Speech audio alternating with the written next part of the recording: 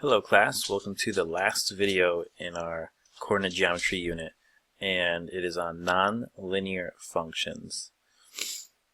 So part of the coordinate geometry unit is to be able to identify when something is not actually going to form a line.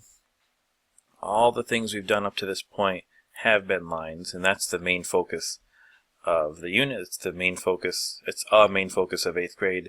Are linear functions. They have a slope, they have a y-intercept, but we also have to know when something is not even a line to begin with, and that's what we're doing today. We're identifying when things are not lines.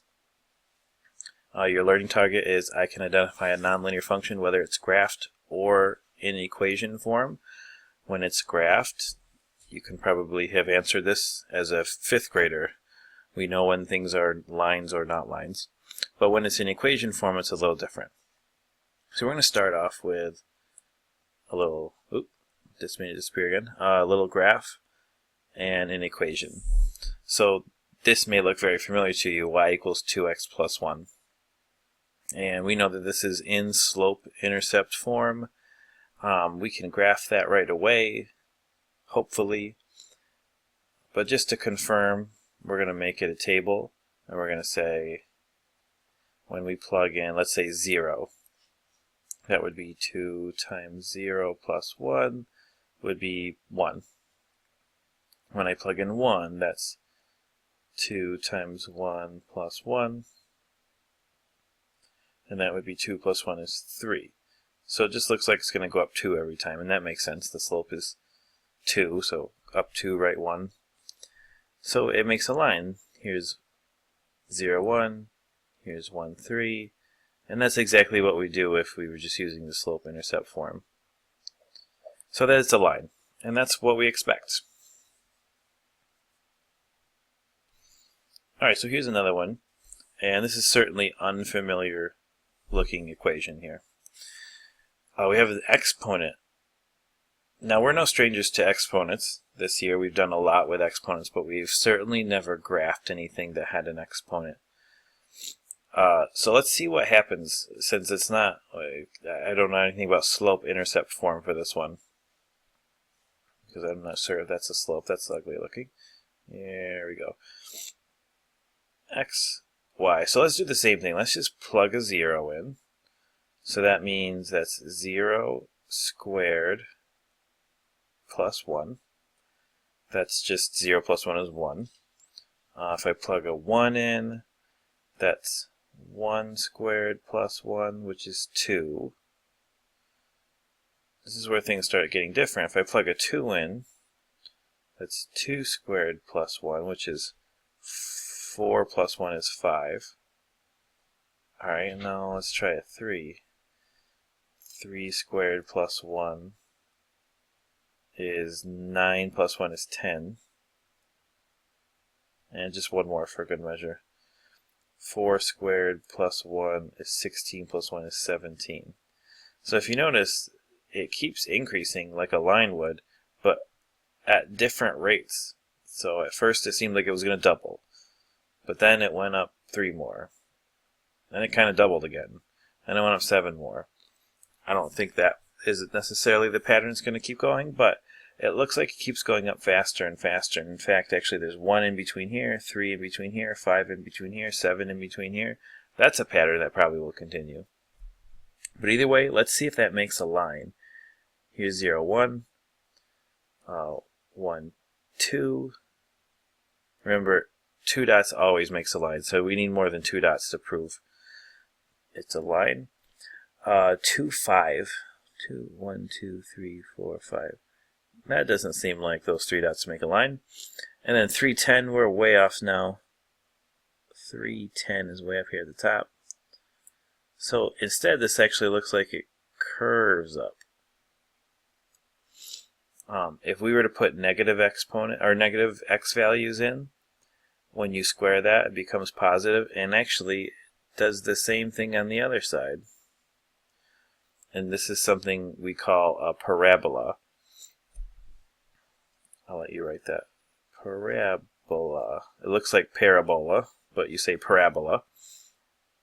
And that is because this is not a linear function. It's actually a quadratic. And quadratics have an x squared term in them.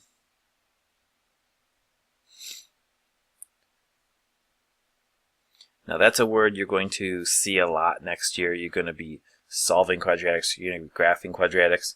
This year, you barely need to know that word. It's just the name of one of the kinds of nonlinear functions you might encounter. In no way do you ever have to actually graph these. We've never seen it on a test. You just have to identify this might be in a list of equations that say, hey, find the one that's nonlinear. And you know, because of this right here, that it's nonlinear. So anytime there's a variable with an exponent higher than 1, let's write that. Variable with an exponent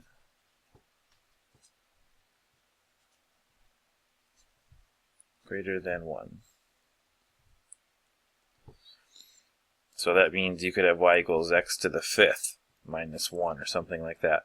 That's also going to be nonlinear. In fact, it looks really funny if you get your hands on a graphing calculator. Oops. Alright, let's see what another one might look like. Let me make all that disappear. Let me make this one appear. So here we have, there's no exponent.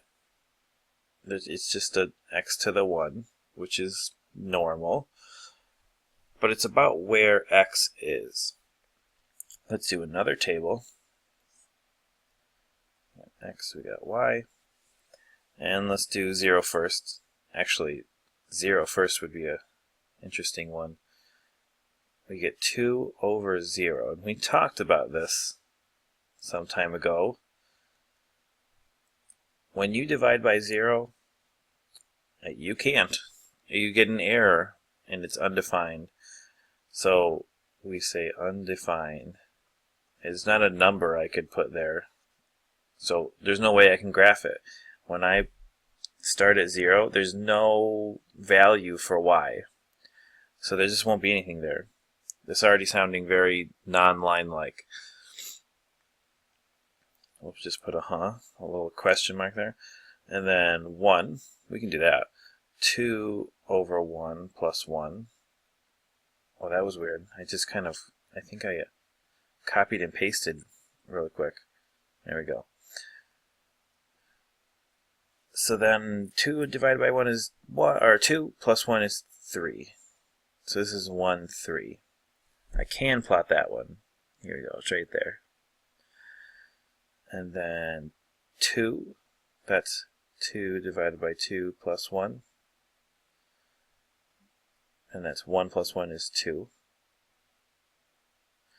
Now I could try 3, but 3 gives me 2/3 plus 1. I'd rather do 4, even though I'm still going to get a fraction.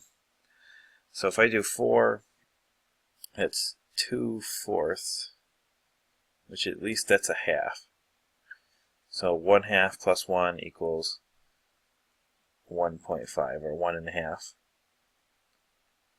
Alright, so let's graph 2, 2. Going down. 4, 1.5. 1, 2, 3, 4. 1.5. It's a little harder to tell, but this is not going to be a line. Let's go way out, way out. And do 1 as far as we can go, which is 10. So if I do 10, I'm just going to do it up here. 2 divided by 10 plus 1, that's 1/5 plus 1, or actually 1.2. So way out here, I'm still almost in the same spot I was at 4. It's so close. So what does this do? This kind of curves down like this. Oops. And you can see no matter how high a number I put in for x, I could put 1 over 1,000 plus 1. And it's still going to be 1 point something really teeny, but it's still going to be just above this line. So it kind of flattens out. It gets closer and closer to 1, but it doesn't ever get past 1. But it starts to curve up like this. Now remember, 0 didn't have a value, but maybe let's try a half. Let's try something right here. So 1 divided by a half plus 1. Well, a half goes in twice. I just realized what I did. It's supposed to be 2 over 0.5. So 2 over 0.5, a half goes into 2 4 times, and that's 4 plus 1 equals 5. So at 1/2, I'm actually going up 1, 2, 3, 4, 5 right here. And now, the smaller that number gets, the bigger this whole thing gets. So this actually curves up and up and up and keeps getting closer and closer to 0, but never actually touches 0. Because we know when we hit 0, it's undefined. It's no longer anything. And this is a special kind of nonlinear graph as well. This is called a hyperbola. Oh, I just reversed those two letters. Hyperbola. And this doesn't have necessarily a special name like the other one was a quadratic. This doesn't have a special name, but it does form what we call a hyperbola. And it happens here on the negative side too. If I had a real pencil, I'm sure I could do a better job. There's a lot more space here. So that wasn't very accurate, but it kind of mirrors itself on the opposite quadrant. And again, never are you going to have to do any of this math right here, ever. But you do have to recognize that this is a nonlinear function. It's a little tougher to recognize because there's no just obvious exponent. It's where x is. So when x is at the bottom, let me write this. Let me switch to a different color. When x is part, oh, I did it again. There we go. When x is a part of the denominator,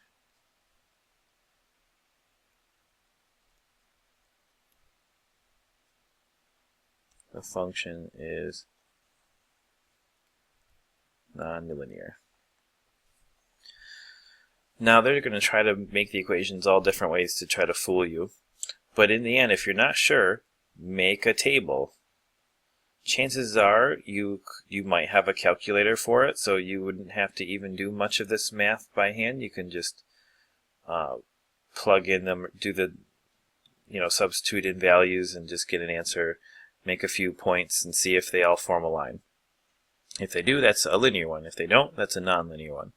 You're not going to have to remember names like hyperbola or parabola. You just have to know when something's linear or nonlinear. All right, we're going to quickly show you two state test questions. One was on a real test. One was like on a practice thing they gave out. This one was on the real test, I think from last year. And it said, which equation does not represent a linear function? So again, they make the equations look, they try to make them all look a little different.